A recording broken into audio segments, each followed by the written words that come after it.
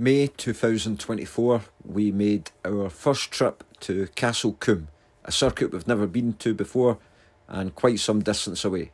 We were really excited to see what the circuit was like because we'd watched lots of videos on YouTube and it looked fast. Unfortunately, our weekend didn't go to plan, and our first obstacle, we got a puncture. Yo, Bar. Yo, Lloyd. What's happening? Trailer tyres are happening. Ah, shite. This really was an omen of things to come.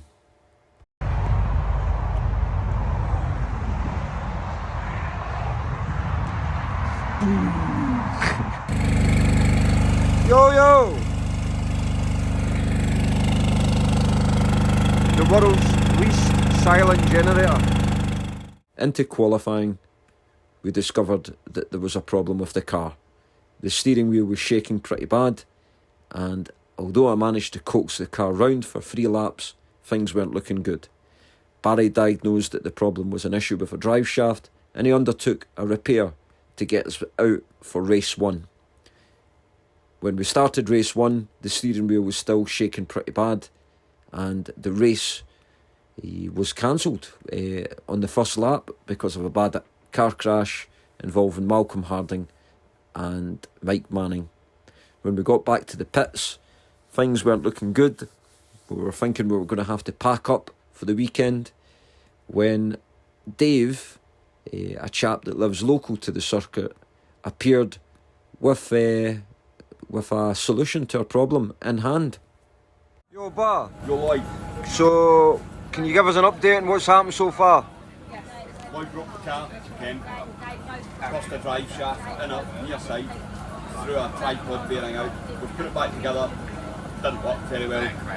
So this gentleman, absolute gent, Dave, has come to our rescue. He nipped up to his workshop, grabbed us a new drive shaft, brought it down. I'm going to fit it. Lloyd's going to win.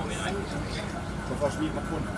Now, even although Dave charged me £3,500 for the drive shaft, I still think it was excellent value for money considering the time and investment we put in to get down here. I think Dave's prices were quite keen. Yeah. And Cosworth world at least, you know. Yeah, well, there was a Cosworth tax, of course, but not as bad as like Harvey Gibbs or something, you know what I mean? big thanks to Dave. It's going to mean we're going to be able to race 2 and race 3. Now, we've just seen in race 1 it was cancelled because of a big accident. As yet, we don't know what's happening with the drivers, but we hope they're all right. I believe Malcolm Harding was involved, so I hope he is okay, and I'm not sure, it might be Mike Manning as well, so Yeah. hopefully see them after the medical centre on the road. Yeah. Okay, so that's where we're at. You happy, darling? Yes, I am. Thank you. We've all got ice creams. Right, yay! That's Lloyd's one. So, thanks to Dave and Barry's efforts, I managed to compete in the second and third race at Castle Combe. However, in the second race, the reality of my situation became very apparent. I am a novice driver with an excellent car, and as good as the car's capabilities are, if you don't have the confidence to push on and drive it assertively, then you don't make much progress. The second race was quite tricky for me because there was a dry line that was developing during the course of the race, and I didn't feel confident coming off of that dry line. Into the third race, as you'll see, my confidence starts to build, and I feel much more eager to make overtakes and to push on.